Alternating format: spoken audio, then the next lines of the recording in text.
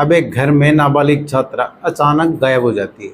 उसके बाद जैसे ही गायब होती है, अब घर वाले उसको ढूंढने लगते हैं। अब इधर से उधर जैसे ही ढूंढते हैं लेकिन उनको मिलती नहीं है। अब ऐसे दिन बीतते रहते हैं, लेकिन ऐसे 2 से 3 दिन बीतने के बाद अब वो फिर अब पुलिस में जाते हैं, लेकिन पुलिस में तहरीर देते हैं, लड़की फिर भी नहीं मिलती।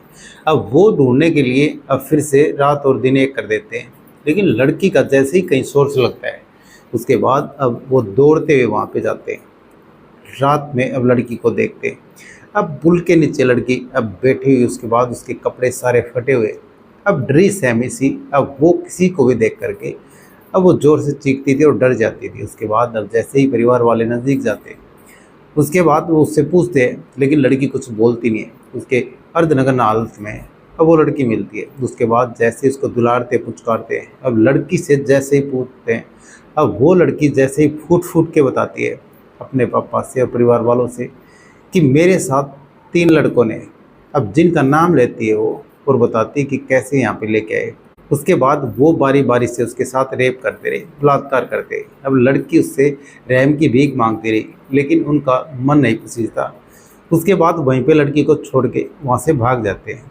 लेकिन जैसे ही परिवार वाले बात सुनते हैं, उसके बाद उनके पैरों तले ज़मीन खिसक जाती है, उनके होश फाख्ता हो जाते हैं। अब उनके अंदर सिरन सी दौड़ जाती है कि कोई ऐसे कैसे कर सकता है। तो आज की कहानी।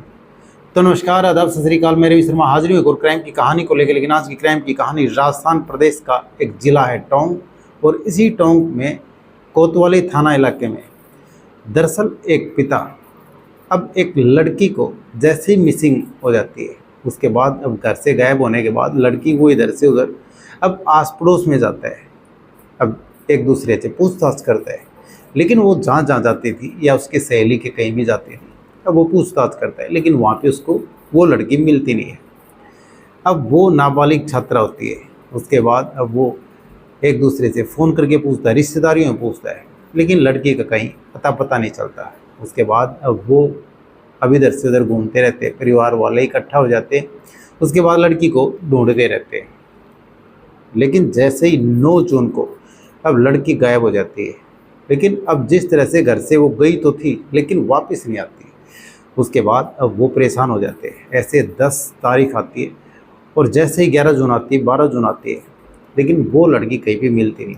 अब हार थक के 13 जून आ जाती है। उसके बाद अब जैसे ही शाम होती है, अब 13 जून को अब फिर शाम को कोतवाली थाने में जा कर के अब फिर तहरीर देते हैं। लेकिन जैसे ही थाने में तहरीर देते हैं, अब पुलिस भी अपना काम करती है, लेकिन वो जो परिवार था वो अब अपना काम बखूबी कर रहा था, उस लड़की को ढूंढने में अपना पूरा जोर लगा रहा था। उसके बाद अब जैसे जैसे वक्त बीत रहा था, उसी हिसाब से परिवार अब चाहे दिन हो या रात हो, अब लड़की को ढूंढने में कोई कसर कोर नहीं छोड़ रहा था। अब वो ढूंढने के लिए हर वो संभव कोशिश कर रहा था जो उसको करनी चाहिए। उसके बाद अब रात के टाइम जब नाबालिग का परिवार अब गणेश व उसके साले अर्जुन से अब जैसे ही पकड़ करके उससे पूछताछ करते हैं, लेकिन पूछताछ करने के बाद अब वो अब ड्रेस है में से खुलासा कर देते हैं। उसके बाद जैसे ही वो खुलासा करते, अब जैसे जैसे वो बात बता रहे थे, उसके बाद परिवार वालों के पैर तले से ज़मीन खिसक जाती है। अब उनके होश फाख्ता हो जाते हैं। अब फिर वो जैसे ही वो अब अर्जुन और वह उसका जो जीजा था गणेश, अब वो जैसे ही बात बताते हैं, अब फिर उसके बाद वहाँ से पूछताछ करने के बाद वो परिवार वाले अब दौड़ते हुए अब जो उन्होंने बताया लड़की के बारे में, उसके बाद वहाँ पे जाते हैं और जैसे ही लड़की को ढूंढते हैं। अब लड़की किधर मिलती नहीं है। रात में अब वो आवाज़ें मारते हैं, लेकिन लड़की कहीं मिलती नहीं। उसके बाद अब जैसे तैसे करके अब वो अपनी जो फ़ोन होता है, मोबाइल फ़ोन की टॉर्च ऑन करते हैं और इधर से उधर ढूंढते रहते हैं। उसके बाद अब एक नदी होती है। अब नदी के आगे चल के अब पुल होता है, और पुल के नीचे अब लड़की को उधर देखते हैं। अब वो अर्धनग्न हालत में वहाँ पे उनको मिलती है। उसके बाद जैसे ही उनको मिलती है, अब वो उसको आवाज़ मारते हैं और एकदम लड़की के नज़दीक जाते हैं। उसके बाद जैसे ही लड़की के नज़दीक जाते हैं, अब लड़की एकदम से चीखती है। अब वो हर किसी को देख करके अब चीखने लगती है। उसके बाद वो डरी सहमी सी लड़की, अब वो कुछ बोलती नहीं है, लेकिन घर वाले उसको फिर दुलारते पुचकारते। उसके बाद अब लड़की ने रो रो के अपने परिवार वालों को सारी बातें बताई। अब अर्जुन व उसके जीजा गणेश, उसके अलावा एक दोस्त और होता है। अब उन्होंने यहाँ पे अब उस लड़की के साथ अब फिर बारी बारी से कई बार रेप किया। उसके बाद अब लड़की रोती रहती है, गिड़गिड़ाती रहती है, अब लाख मिन्नतें करती है, लेकिन वो उसके साथ दरिंदगी करते रहते हैं बारी बारी से। जब तक उनका मन नहीं बढ़ता तब तक ये सब करते रहते हैं। अब जैसे ही अब उनका मन बढ़ता है, अब लड़की को यहाँ से छोड़ करके अब चले जाते हैं, लेकिन अब उनका मन करता है तब तक उसको नोचते रहते, खरोचते रहते हैं। उसके बाद अब लड़की बताती कि अर्जुन से उसकी मोबाइल के ज़रिए बातचीत हुई थी, उसके बाद उसकी जान पहचान होती है।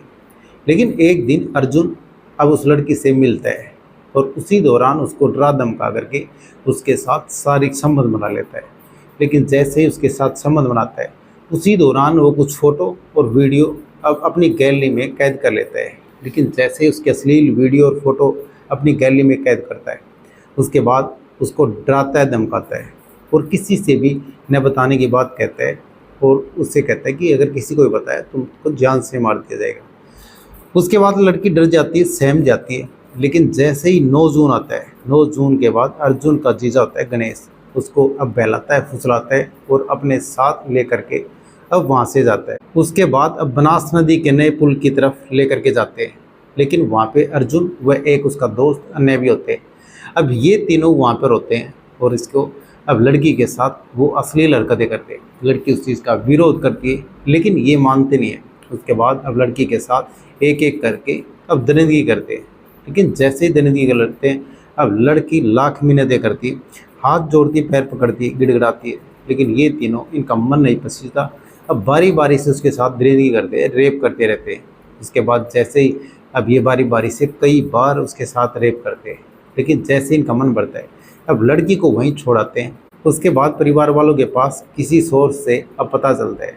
उसके बाद इनसे सख्ती से जैसे ही पूछताछ करते हैं, अब इनको पता चलता है, इन्होंने जैसे ही बताया कि वहाँ पे अब नदी के पुल के नीचे, अब वहाँ पे हमने उसके साथ गलत काम किया और सारी बात जैसे ही बताते हैं। उसके बाद वहाँ पे परिवार वाले पूछते हैं और पूछने के बाद अब फिर उनको अब अपनी लड़की से पूछताछ करते हैं। लेकिन लड़की अब शुरुआत में तो डरी सहमी सी, उसके बाद वो सारी हकीकत बताती है। लेकिन फिर जैसे पुलिस वालों के सामने अब इनको पेश करते हैं, पुलिस वाले इनको अरेस्ट करके अब आगे की कार्रवाई करते हैं। लेकिन ये कहानी सुनाने का मतलब किसी का दिल दुखाना नहीं, ये किसी की भावना को ठेस पहुँचाना नहीं। ये कहानी सुनाने का मतलब आप सतर्क रहें, सावधान रहें। तो कैसी लगी आज कहानी कमेंट सेक्शन में ज़रूर बता दें। वीडियो को लाइक कर दें, चैनल को सब्सक्राइब कर दें, बेल आइकन को प्रेस कर दें ताकि हर वीडियो का नोटिफिकेशन मिलता रहे। जय हिंद, जय भारत।